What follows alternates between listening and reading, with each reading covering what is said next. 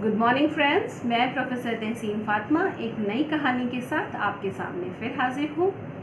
दोस्तों, विश्वास में विष भी है और आस भी है। अब ये हम पर निर्भर करता है कि हम क्या देखते हैं, हम क्या ग्रहण करते हैं। ये कहानी आपको ऐसी ही कोई सीख देगी। ये कहानी है दो दोस्तों की जो एक ही गांव में रहा करते थे, करीब करीब एक ही उम्र के थे और दोनों किसान थे। दोनों खेती बाड़ी करके अपने जीवन का गुजारा करते थे। समय बीतता गया, दोनों की मृत्यु भी हो गई। अब दोनों की मृत्यु भी करीब करीब एक ही समय पर हो गई। दोनों को लेने के लिए यमराज आए और लेकर के चल दिए।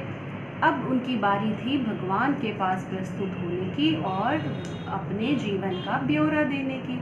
तो भाई पहले व्यक्ति की बारी आई, भगवान के पास पहुंचा और भगवान ने उससे पूछा कि बताइए कि आपका जीवन कैसा था, आपके जीवन में क्या कमियां रह गई और आप अपने अगले जीवन में क्या बनना चाहते हैं। तो व्यक्ति अपने जीवन से बड़ा ही रुष्ट, बड़ा ही दुखी, उसका दुख एकदम उसने बिल्कुल भड़बड़ाना शुरू कर दिया कि भगवान कुछ भी नहीं था मेरे जीवन में, इतना दुखदाई जीवन। मेरे पास ना ज़्यादा पैसे थे, कोई सुख था ही नहीं मेरे जीवन में, कुछ मज़े नहीं कर पाया मैं इस जीवन में, ना कहीं घूम पाया, ना कहीं फिर पाया, ना कुछ अच्छा खा पाया, ना पहन पाया और बहुत ही बर्बाद ज़िंदगी रही मेरी। ईश्वर, अगले जन्म में मुझे कुछ ऐसा बनाइएगा कि मज़े की ज़िंदगी हो, कुछ काम नहीं करना पड़े और बस बैठा रहूं और मुझे पैसे मिलते जाएं, सब मुझे पैसे दे, कोई मुझसे मांगे नहीं पैसे। तो ईश्वर ने कहा तथास्तु।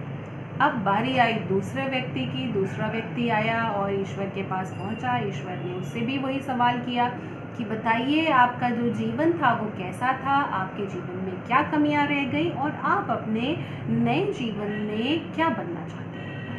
वह व्यक्ति बहुत ही विनम्रता के साथ उसने ईश्वर का धन्यवाद किया कि ईश्वर, मेरा जीवन बहुत अच्छा था और बहुत प्यारा सा परिवार था मेरा, हम खुशी खुशी रहा करते थे, एक ज़मीन थी मेरे पास जिस पे मैं खेती किया करता था और अपना जीवन यापन करता था और जीवन बहुत आनंदमय था, कोई कष्ट नहीं था। हाँ, कभी कभी एक तकलीफ़ मुझे इस बात की रह जाती थी, कभी कभी भोजन की कमी की वजह से मेरे दरवाजे से कई बार जो मांगने आता था उसे भूखा लौटना पड़ता था, उसे मुझे मना करना पड़ता था। ये चीज़ मुझे बड़ा कष्ट देती थी, बड़ा तकलीफ़ देती थी। तो अगले जन्म में ईश्वर, मुझे आप जो भी बनाइएगा लेकिन मुझे इस लायक बनाइएगा कि कोई मेरे दरवाजे से भूखा ना जाए और मैं सबका पेट भर सकूँ। तो ईश्वर बड़ा खुश होता है उसकी बात सुन करके और उसको तथास्तु करता है। अब बारी आती है अगले जन्म की। दोनों का जन्म हो जाता है, करीब करीब एक ही गांव में दोनों का जन्म होता है, करीब करीब एक ही साल। अब दोनों बड़े होते हैं, दोनों का बचपन गुजरता है और जो पहला व्यक्ति है वो बन जाता है उस गांव का सबसे बड़ा भिखारी। जैसा कि उसने चाहा था कि मुझे काम ना करना पड़े, बैठा रहूं, कोई मुझसे मांगे नहीं, बस मुझे पैसे दे। भगवान ने उसकी इच्छा पूरी कर दी।